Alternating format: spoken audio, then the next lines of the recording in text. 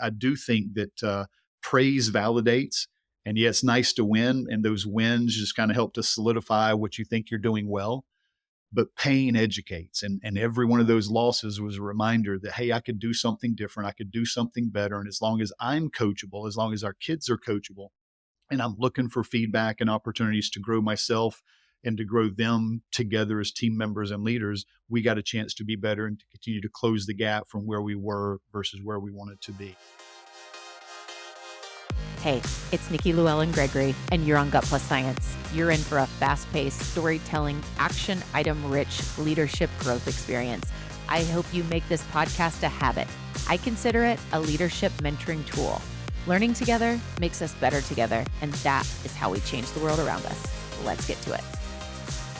Hey, it's Nikki, and welcome back to Gut Plus Science. Today, we're diving into a powerful story of transformation, one that proves that culture isn't just a nice to have, it's a game changer. Coming directly from a basketball court, the story originates. My guest is Sean Glaze, a culture catalyst, keynote speaker, and leadership expert who learned firsthand how prioritizing culture can turn an underperforming basketball team into a winning force.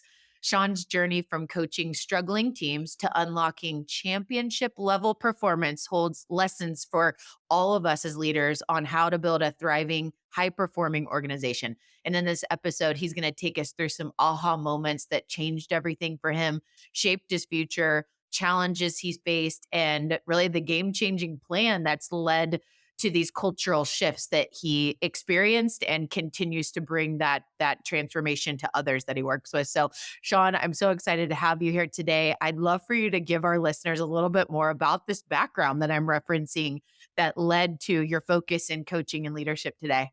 So glad to be with you, Nikki. Looking forward to sharing some valuable nuggets that your listeners can take away and apply to their teams. And as you said, yeah, I would never have expected to be doing what I'm doing now, working with teams and speaking with associations and doing team building and leadership training stuff, because my background was I was going to be an attorney. I went to Georgia Southern University, majored in English, did not get into University of Georgia Law School, was devastated, and honestly fell into a teaching position at the high school that I graduated from.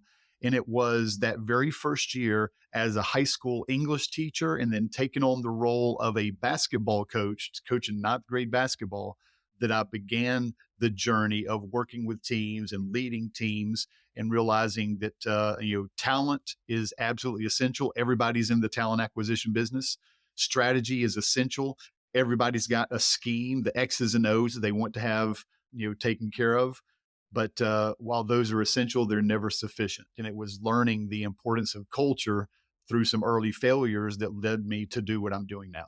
I just want to mention the powerful reminder of the things that are the building blocks of our lives that we don't see it in the future or the windshield, right? You look back and you connect all of these dots as to like why it didn't work out with this way that I thought I was going to go, and then ending up as a teacher and then getting the opportunity as the ninth grade basketball coach at the time you didn't see it, right? And we're all going through that still today, these building blocks that are all leading to, the future of where brings our magic, right? And brought you to yours. So I'd love for you to share that turning point or aha moment that made you realize culture is the top priority. And I think that's so important that you mentioned, because I think every leader, every team member goes through valleys, and it's those disappointments and those unexpected experiences that we really don't want to have to slog through that ultimately equip us to climb the next mountain that we weren't expecting. And that was absolutely the case with me. I went from coaching ninth grade basketball to then taking a job as a JV basketball coach. And we won a lot of games because, turns out looking back, I had a whole lot of talent, the kids that were playing for me, and thought I was a whole lot better than I was. And I actually got my very first head coaching job, Nikki, was at Pope High School here just outside Atlanta, was coaching women's basketball. And I went in with that big old bucket of male ego. I'm full of excitement and enthusiasm and high expectations. And I'm thinking we're going to take over the world with these great X's and O's and the playbook that I put together, because, man, I knew it all, right? And at the end of that very first season, when I'm sharing the kind of 5 areas of culture that leaders need to focus on that I had obviously neglected, oftentimes open with this story about being in our locker room after the last loss of that first season as a head coach. And I remember, again, they're coming off the court. This is our 21st loss of the season. We had won 5 games, and that was certainly not what I had anticipated. I hadn't lost 21 games in my coaching career to that point. So 21 losses in the very first year as head coach. I'm devastated. You go into the locker room, and the girls are spread out in the locker room, and their faces are in their hands, or they're sighing off kind of into space, and you bring them together and you give them that obligatory kind of end of the season pep talk. Ladies, I'm really excited about what we're going to do. We've got our top 7 girls back. You've put in so much time and effort and energy and getting better, and we're continuing to make progress. And I can't wait for next year. We're going to see all kind of payoff from this. And I meant every word. But man, the message just fell flat because inside, I'm disappointed and I'm devastated too, because that was our 21st loss of the season. And so I go over and you splash some water on your face and you look up there in kind of gym locker room. You can think about what the mirror is, and you have that mirror moment, that kind of unexpected instant when you realize it's the person staring back at you who's responsible for making things better. And the most upsetting part of that moment wasn't just understanding I was responsible for whatever improvement the team was going to experience, but the realization that I had done everything that I knew to do to that point. I didn't know what to do differently to get different results because I had done everything that I thought was important. We had worked on talent. We had obviously implemented strategy and great press attack and offense and inbound, and there was something that was missing. And it was in that moment as the kids are walking out of the locker room kind of one by one that honestly an assistant coach of mine, fantastic guy, Coach Minifield, taps me on the shoulder and says, Coach, if we're going to have a better team next year, we got to work on relationships. Because the kids had kind of walked out, not arms over each other's shoulder, not talking or laughing with each other. Just kind of walking out, chins in their chest, kind of devastated as individuals. And that was probably the catalyst moment to me realizing, hey, there's something that I've not explored. Maybe I should look into this, connection and culture and all the other things that are combined. Mm. Wow, what a powerful set of words that assistant coach shared that, years later you're sharing, like going back to the prioritization of relationships. And that takes me to, I'm wanting you to kind of walk us up a staircase with how the journey to prioritizing culture started. And I'm guessing that you're saying it started with like going to relationships and that relationship building and how you did that. And then this evolution to bringing this team and teams that you've helped, down the road to become champion level, but how that journey starts and what you build from. Walk us through that. And I'm going to play color with you. Yeah, absolutely. Well, first off, I appreciate the question because it's interesting looking back to kind of see what that progression was. Because certainly the first was realizing, man, I've neglected building the relationships and connections that would have made people care a little bit more about each other and not just the goal that we had identified as a team. And so that was the first thing. But I actually drove around the Southeast and met with a handful of different college coaches at the time. Hey, what do you do to build culture and camaraderie and all the connection stuff?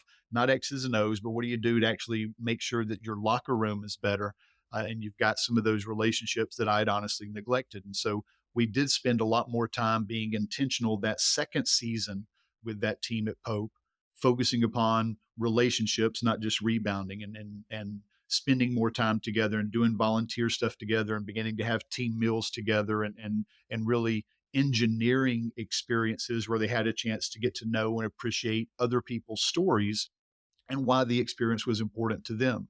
And then as part of that, I also reached out to a guy because I knew we needed something. I didn't know what it was. And this is sometimes how clients will come to me for a team building day.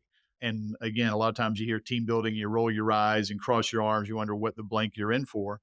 But I knew that we needed some type of connection. I reached out to a guy, and basically his response to me when I explained I was coaching a high school basketball team looking for some type of catalyst to be part of our next season.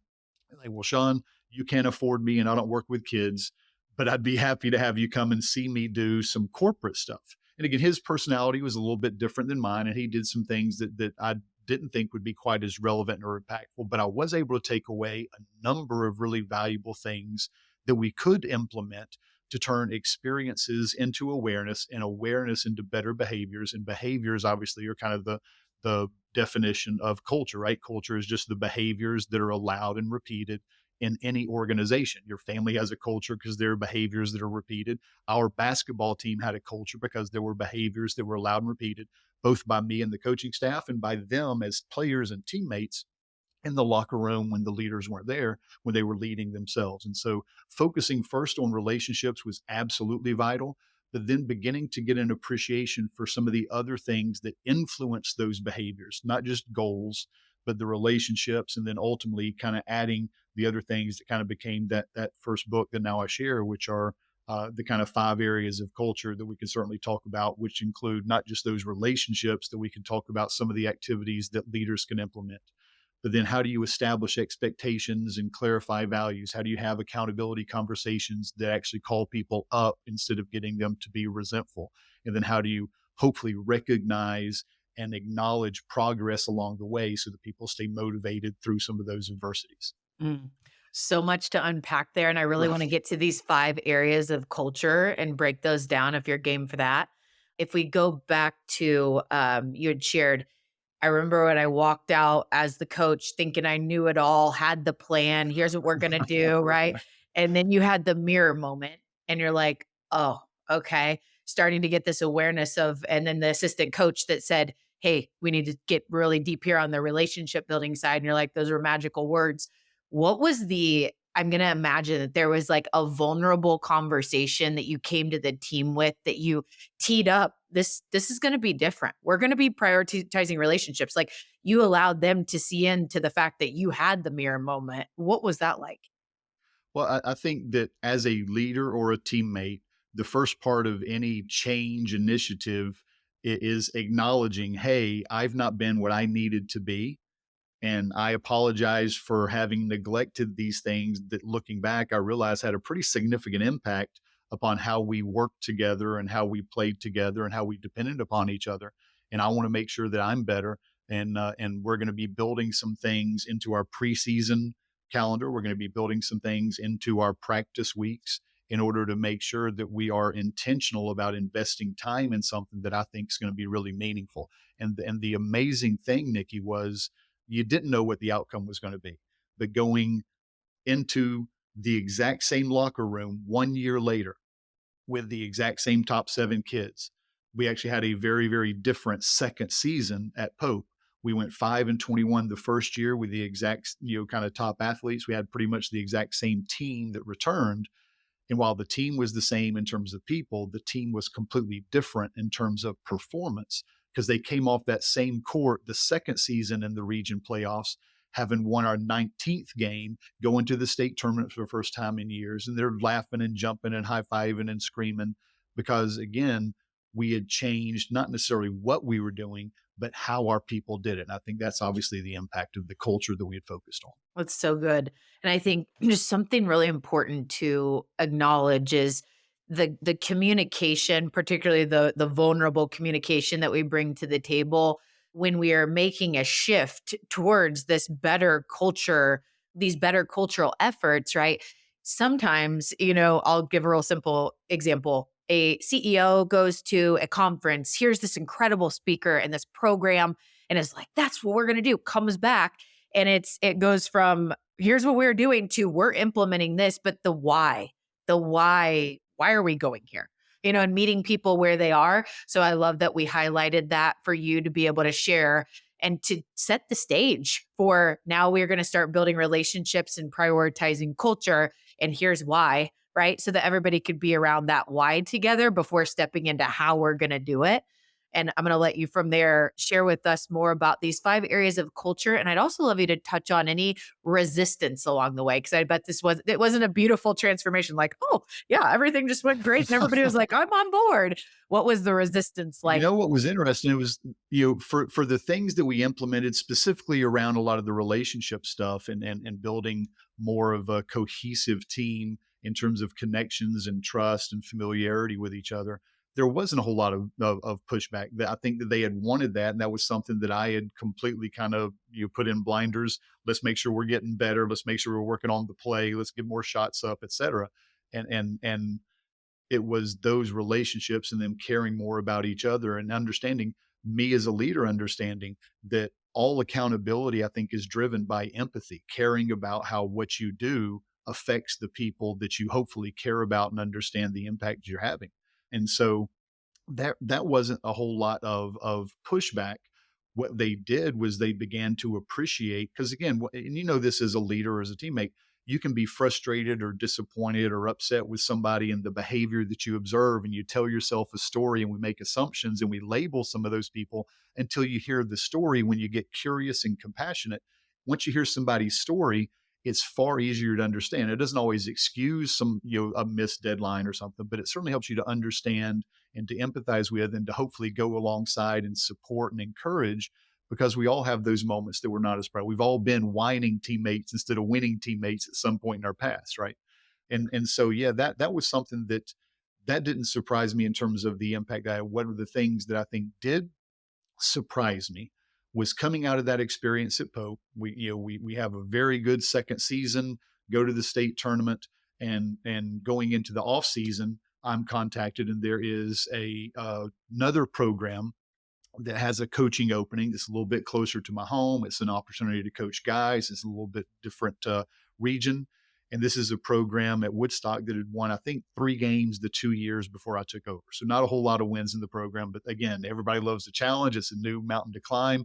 I'm going to take these X's and O's and we're going to be able to coach guys. And you ever had to learn a lesson more than once? And Oh, every yeah. hand goes up in the audience. I go into coaching guys, and what do you think I completely neglect again? All the Relationship. relationships and all the connection and all the other cultural stuff that we had begun to implement that had a positive impact. I'm convincing myself, oh, that's just girls basketball. Guys don't need that. Guys are going to be all about the strategy and et cetera, et cetera, et cetera. And so we go through that first year, and we won, I think, 1 game my first year at Woodstock. And some of that was we had some young talent. We were playing some really good talent.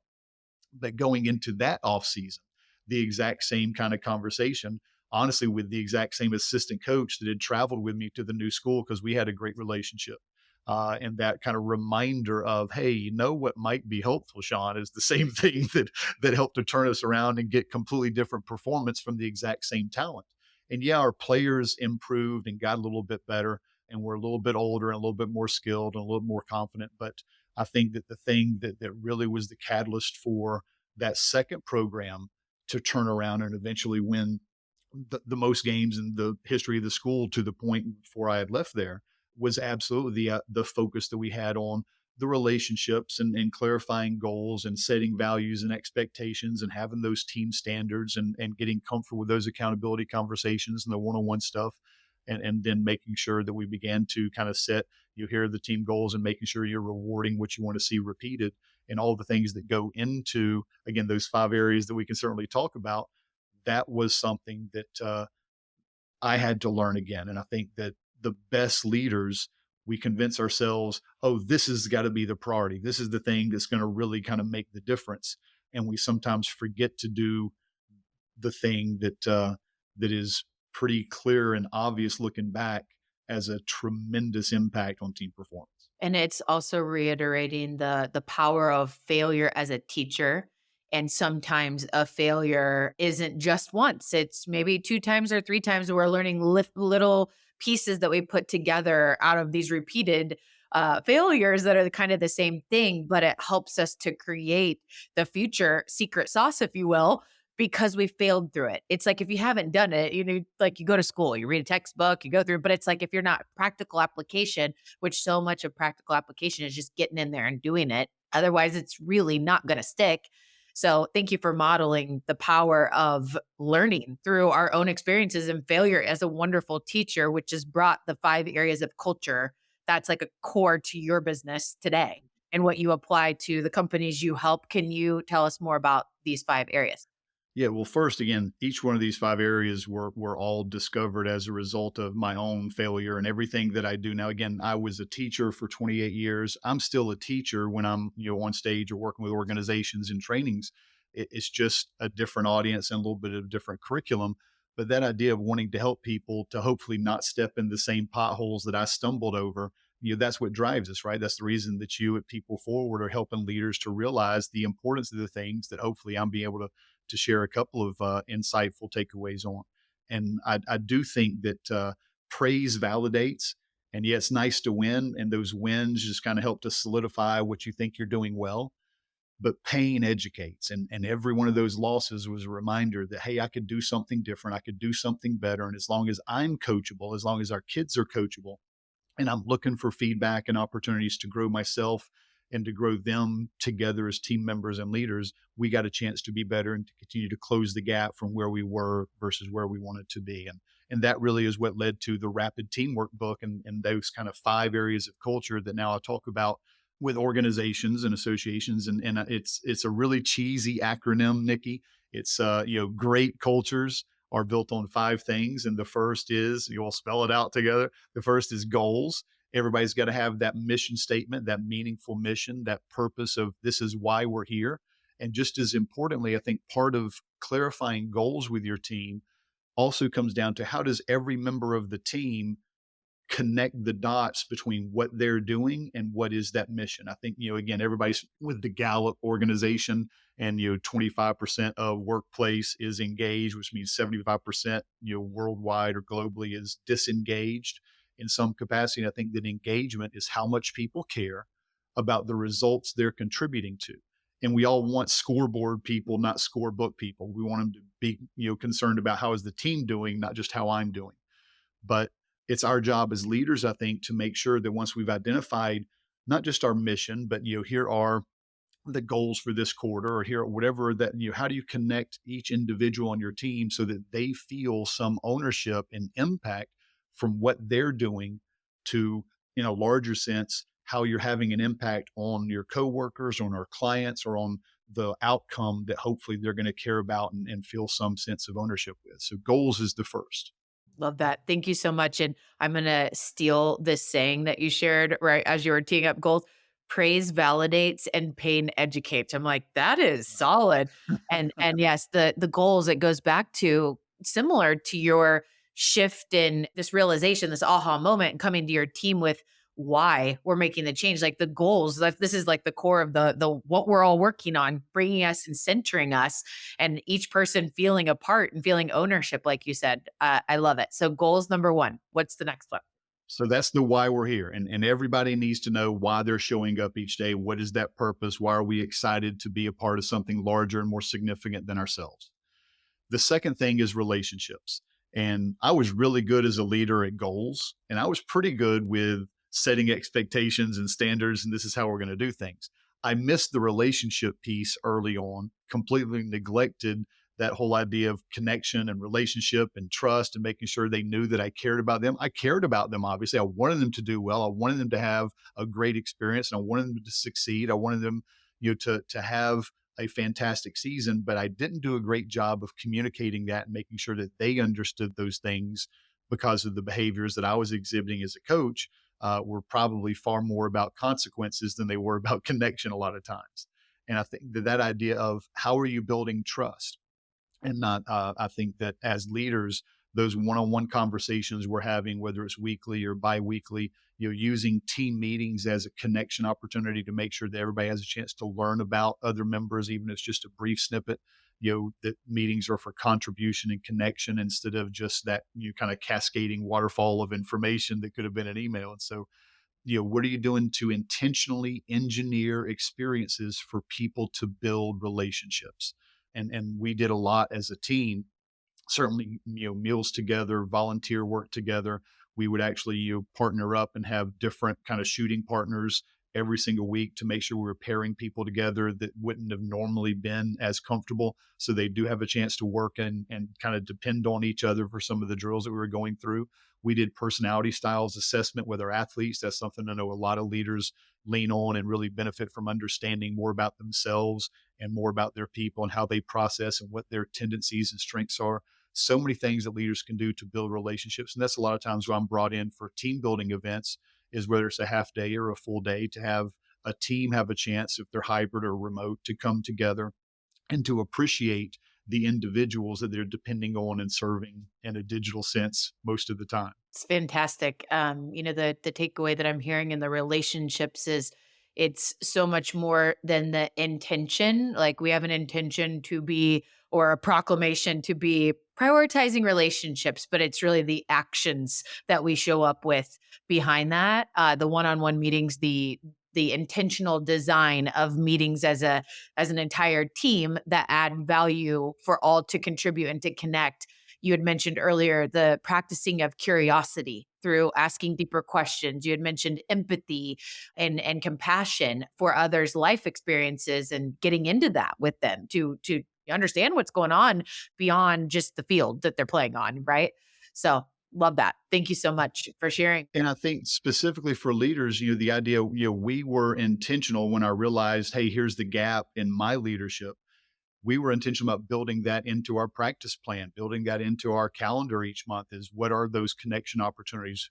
What are we going to do in the middle of practice or after practice when we're having a meal together? Or, what are those things where you as a leader are investing in your calendar and in your checkbook to make sure that your people feel that they understand and appreciate and know and can encourage and support the person beside them or the person in the other division that maybe they don't have enough of an appreciation for without those intentionally engineered opportunities. And I think that being intentional about team building is very, very different than going and doing a recreational something.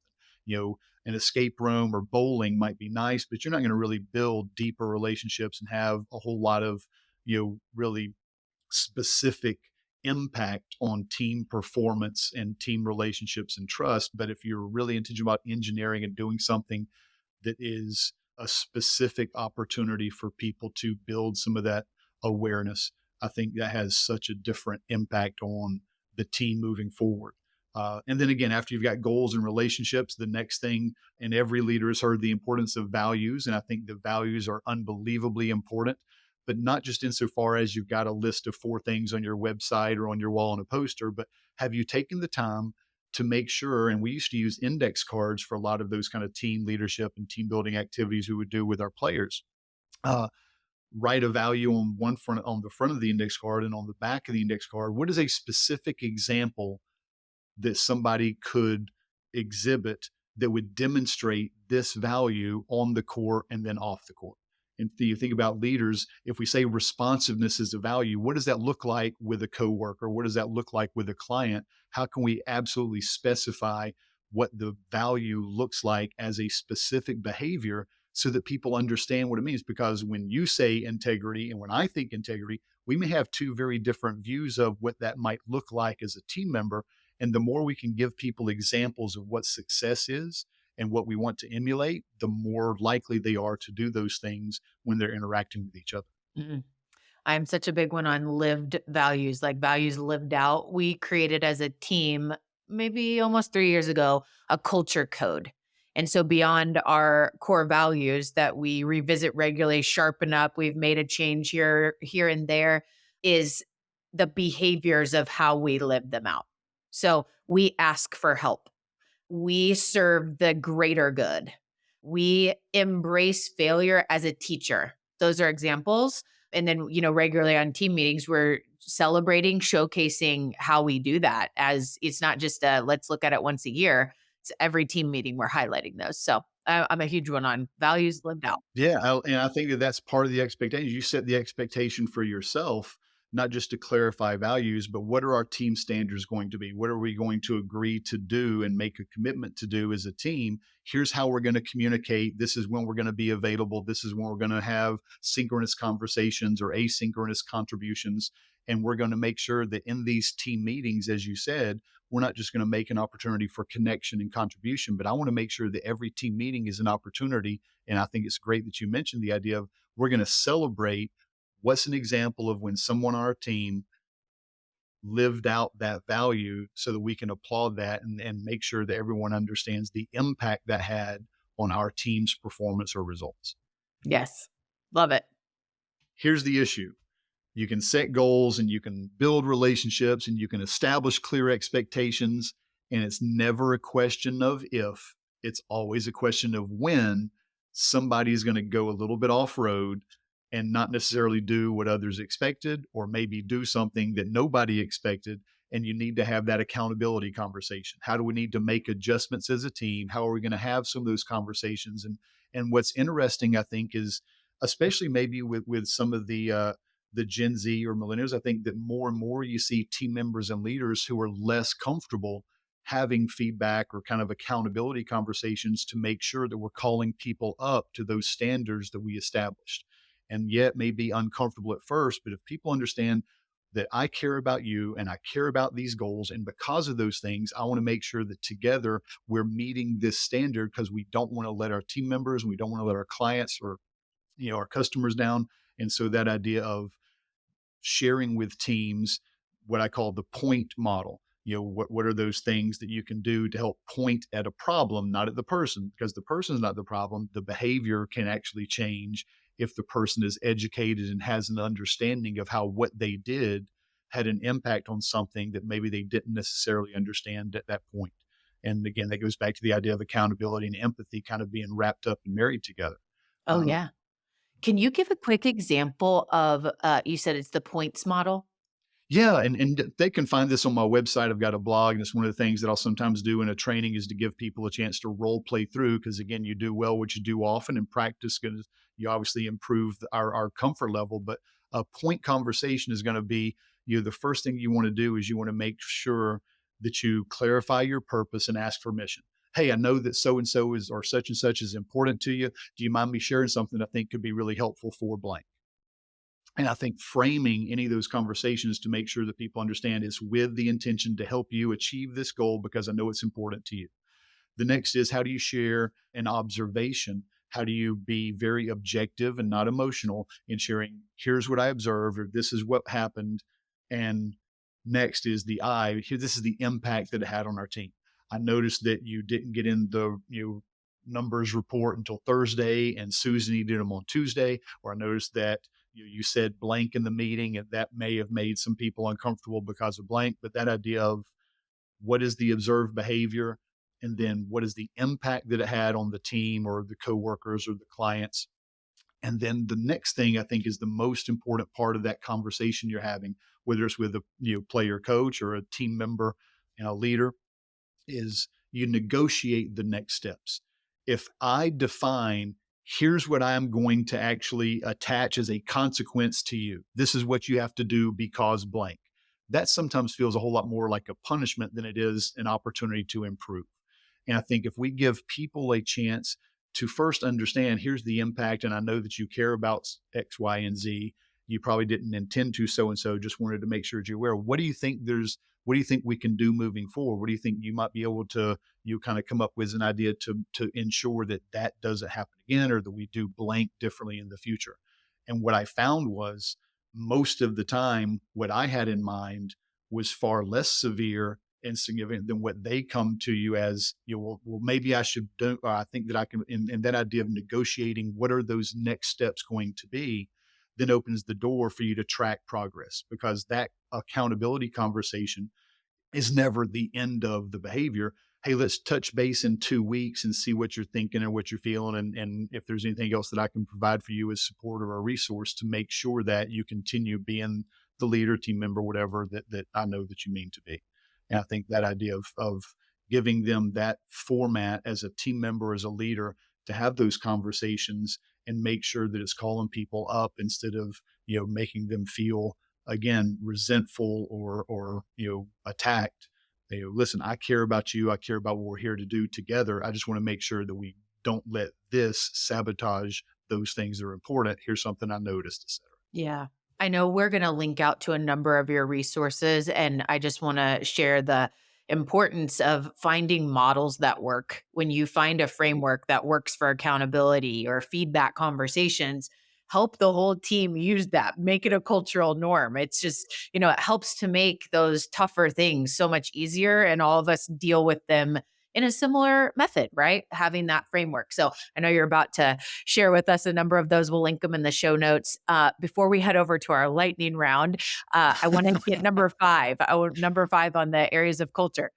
Yeah, and so the last part of culture, and again, this is one that I probably know, and you find that most leaders are really good at maybe 2 or 3 areas of culture, and then they sometimes just kind of shrug off or they don't understand the impact of the other two, and that's always an opportunity to then kind of challenge and I'll say which of these areas does need your intentional focus and investment of time so your team isn't sabotaged by the lack of it. And I didn't do a great job of thanking my people and making sure I was recognizing progress along the way.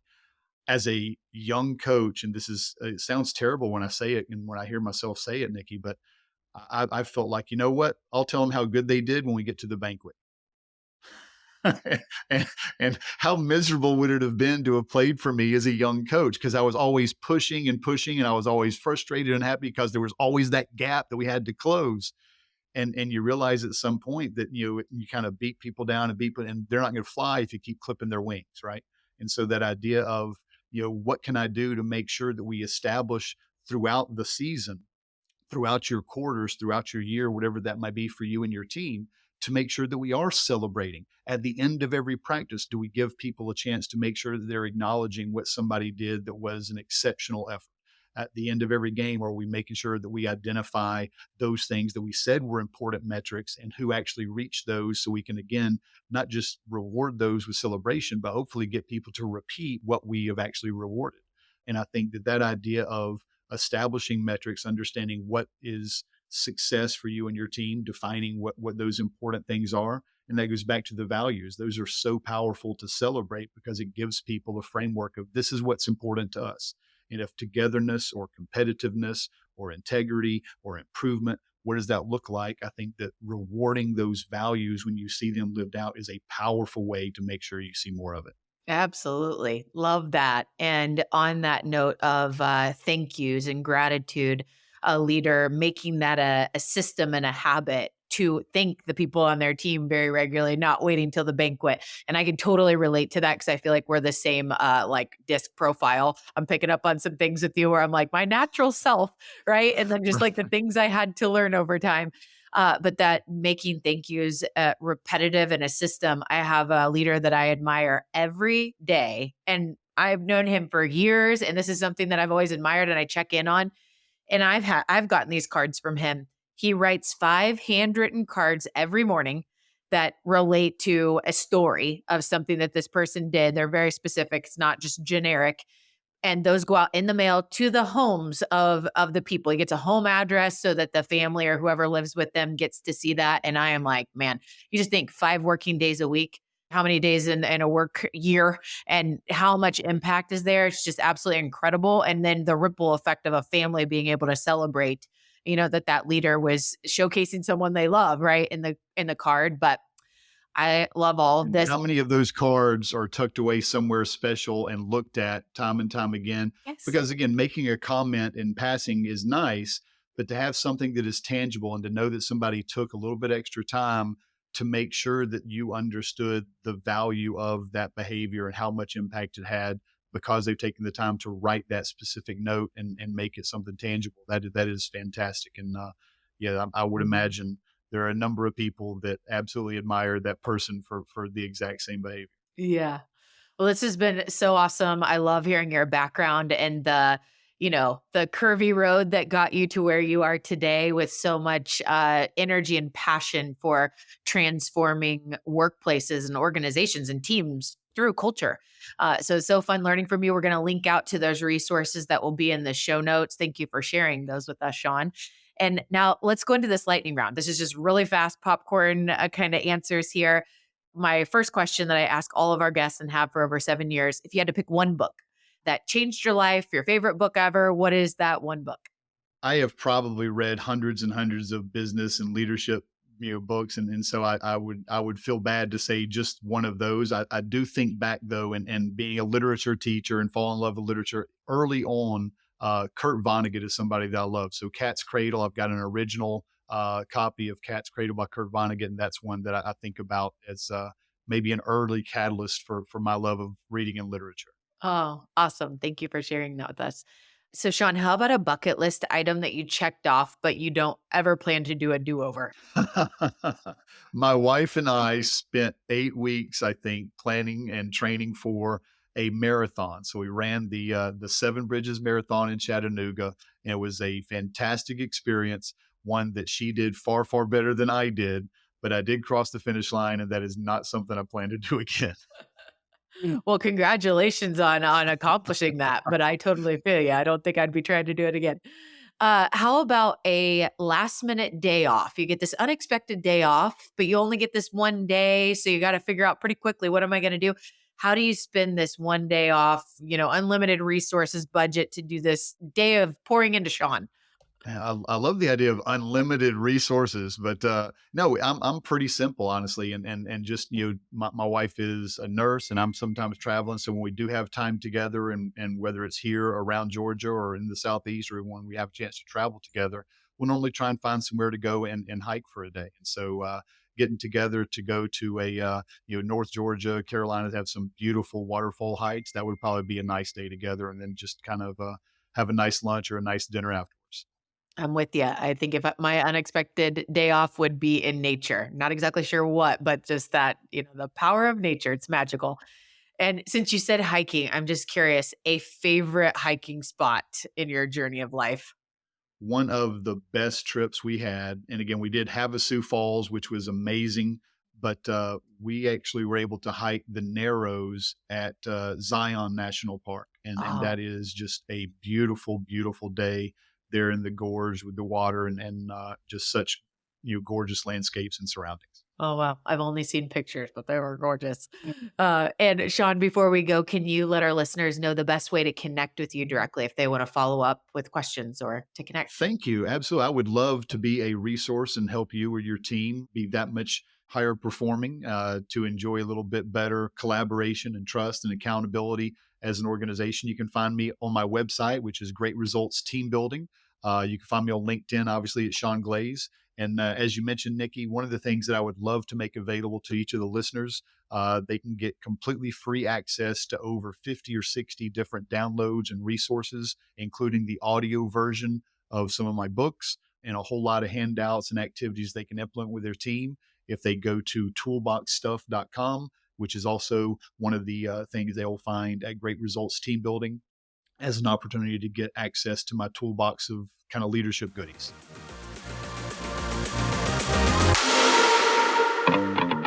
Sean, thank you so much for joining me on Gut Plus Science to share your story around becoming a culture first, people first leader, and the story of a basketball team turned into a winning, excellent, amazing team because of the prioritization around culture first. And I loved learning from you today, which I'm going to summarize into the truth you can act on for this episode, the 5 areas of culture: goals, relationships, expectations, accountability, and thank you. So let's break these down. Number 1, goals. Each individual person on a team needs to understand why we're here and how our part impacts the larger goal of the whole, the company, the mission of the team. And so making sure that each person connects the dots on what they're doing connected to the bigger picture, the why we're here, and can directly understand those goals. Love that. Number 2, relationships. It is a consistent practice to apply relationship building throughout all we're doing inside of our companies, from one-on-one meetings to practicing curiosity and question asking at a deeper level to how we show empathy and compassion. And so we are here to model the way as leaders to practice relationship building lived out well. Love that as number 2. Number 3, expectation and values, and making sure that we have clear lived out expectations or values, that they're not just writing on the wall, but they are acted upon and lived out, like the example of what we shared, the People Forward Network Culture Code. And then number 4 is accountability. Nothing sticks without accountability. And what are the systems that you have in place as you lead your team to regularly check in on the follow through to see the goals through? And then number 5 is the practice of gratitude and saying thank you and making that a rhythm or ritual inside of your organization. I love that. Thank you so much, Sean, for joining us on Gut Plus Science. So much to learn from you. Can't wait to have you back. We'll see you next time, guys.